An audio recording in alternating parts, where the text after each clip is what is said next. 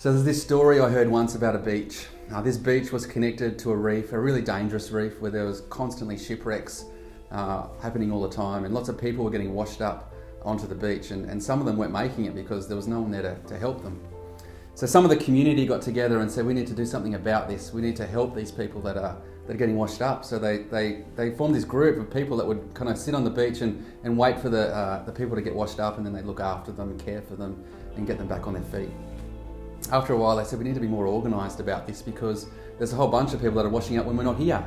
So let's do rosters and let's form together a club so that we can work out how we do this better. And so they did that, and then they started doing training, and they got some equipment that helped them do it better, and it was fantastic. And after a while, they thought they needed a place to store all this stuff, so they built this clubhouse. And the clubhouse was fantastic, not only because it enabled them to store their stuff and do the training that they needed, but it also was a great place for them to hang out with each other. They formed some great relationships and friendships with each other, serving the people that were getting washed up, and they wanted to be able to just kind of relax with each other. So the clubhouse was great for that. And every now and again they'd run these events where everyone could come together at the same time, and they could have a great time. And it was such a great kind of atmosphere, great place to be. These people that were doing such an important job had this opportunity to get together and have fun. But after a while, some of them thought to themselves, well, this whole life-saving thing, the thing that we're doing on the beach, is kind of getting in the way of us getting together. So why don't we employ some people to do the life-saving business?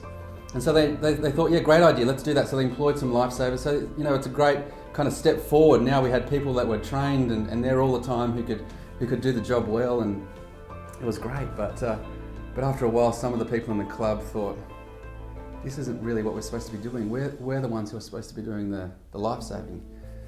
Some of the other members in the club didn't agree with them, so this group of people left the club and went down the beach a bit and formed a new club, a club where they were the ones that did the serving. Well, the first club kind of was reeling a bit, but after a while they got over it and they got back into their normal activities, and then some of the bills started coming in, like insurance and buying new equipment for the life-saving, and some of them thought to themselves, well, this whole life-saving business it's hard work and it's very costly. It'd be much better if we just kind of focused and concentrated on the club. And so they decided to get out of the life-saving game. They decided to just be a club that met together and had great events together.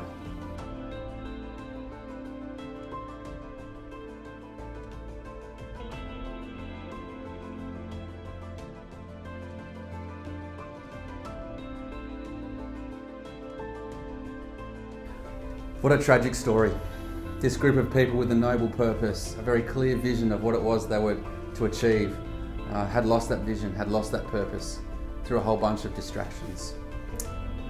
We as a church don't want to be distracted. We don't want to go and do a whole bunch of different things that we're never called to do. So we're starting a conversation about the church. Welcome to that conversation. It's great to have you. Over the next few weeks, we'll be discussing the purpose of the church, why we're here, what we're about, how it is that we're supposed to be doing this thing called the church.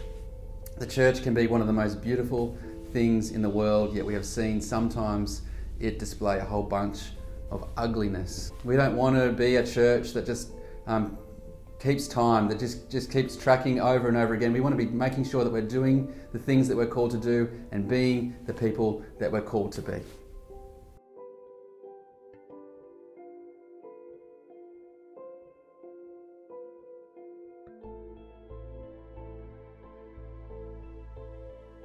So where did this idea of church come from? Who invented it? Who came up with the idea of church? Well, to answer that question, we're going to go way back into the Old Testament, actually way back to the beginning, when God created all things, big things, small things, everything that you experience, touch, taste, smell. God created it, and He created it perfect. And then He made us, and He said about us that we are very good. In essence, the scriptures tell us that God made everything for our enjoyment. Yet the scriptures say that we rejected His goodness. We rejected His plan. And so God said to us, well, you have to live in that rejection, outside of my perfect creation, my perfect way for you. And instead of wiping us all out, God, in a great and amazing act of grace, said, I'm going to start a plan. And He started that plan through a guy called Abram. Through Abram and his family, he formed a people, a group of people that were to represent him. Abraham had sons and more sons, and eventually they became a nation. God had promised Abraham that he would be a people. He promised Abraham that he would provide land for him, and he also promised him that he would be a blessing to the nations around him.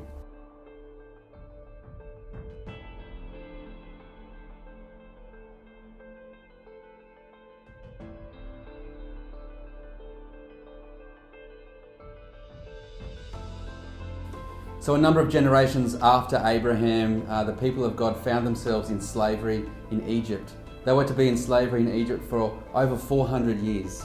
But at some point, God heard their cries, God heard their prayers, and He rescued them in the most miraculous ways. I encourage you to look it up. It is the most amazing story. You'll find it in the book of Exodus.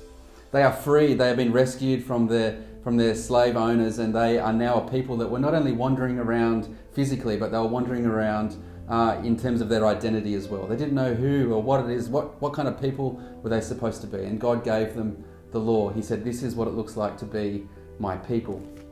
In the book of Exodus, chapter 19, verses 5 and 6, it says, "Now if you obey me fully and keep my covenant," this is God speaking to his servant Moses, who was the leader of the people, "then out of all the nations you will be my treasured possessions. Although the whole earth is mine, you will be for me a kingdom of priests and a holy nation." God was saying, you are to be my people, my representatives, my witnesses. If people want to know who I am, they will look to you and find out. And then after Exodus 19 is Exodus 20, which is the 10 Commandments. He lays it out. This is what it looks like to be my people. And now the nation of Israel were kind of good at it sometimes. Mostly they were not so good at it. But eventually God sent his own son, Jesus, into the world. Jesus taught, Jesus healed, Jesus loved, Jesus empowered. And he pulled together for himself another group of people, a group of people that he called the disciples, and he fed into these guys over and over and over again. These guys would be the leaders of this new thing, this radical idea called the church.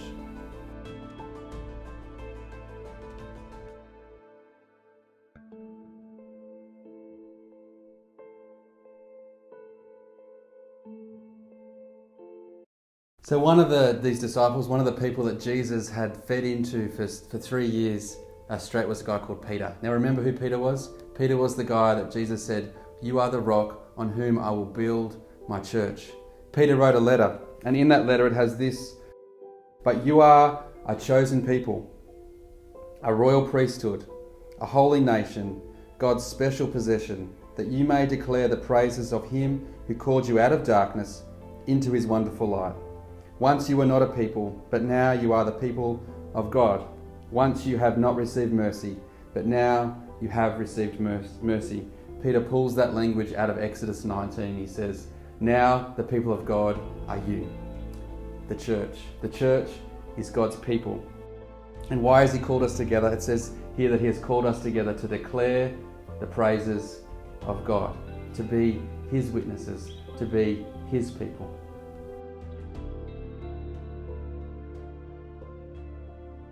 So God has this amazing job for us to do.